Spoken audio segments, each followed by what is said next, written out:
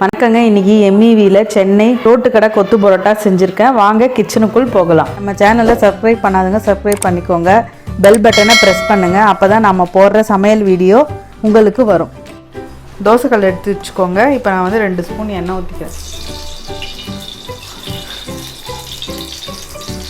வெங்காயம் பொடியாக நறுக்கிறது,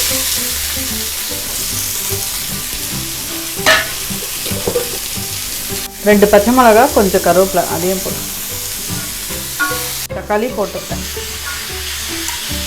இதெல்லாம் வதங்கணும். இப்போ வதங்கிடுச்சுங்க தக்காளி வெங்காயம். இப்போ நான் 3 முட்டை உடச்சி ஊற்றிக்கிறேன். 3 முட்டை ஊற்றிக்கிட்டேங்க. இதை நல்லா இப்போ பொரியல் மாதிரி ஆக்கணும். 1/2 டீஸ்பூன் உப்பு போட்டுக்கிறேன், ஏன்னா ஏற்கனவே பரோட்டாவில் உப்பு இருக்கும். 1 டீஸ்பூன் பெப்பர் போட்டிருக்கேன், ஏன்னா சென்னை கொத்து பரோட்டாவில் நிறைய பெப்பர் போடுவாங்க. பெப்பர் போட்டால் தான் ரொம்ப டேஸ்ட்டாக இருக்கும். 2 கரண்டி சால்னா ஊற்றிக்கிறேன். சால்னா செய்கிற வீடியோவை நான் ஏற்கனவே நம்ம சேனலில் போட்டிருக்கேன்.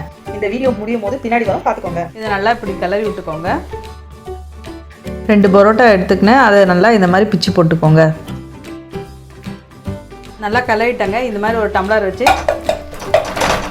இந்த மாதிரி குத்திக்கோங்க. நல்லா கொத்து பரோட்டா இருந்தாலும் நம்ம இந்த மாதிரி குத்தினா நல்லா பொடி பொடியாக சூப்பராக வரும்.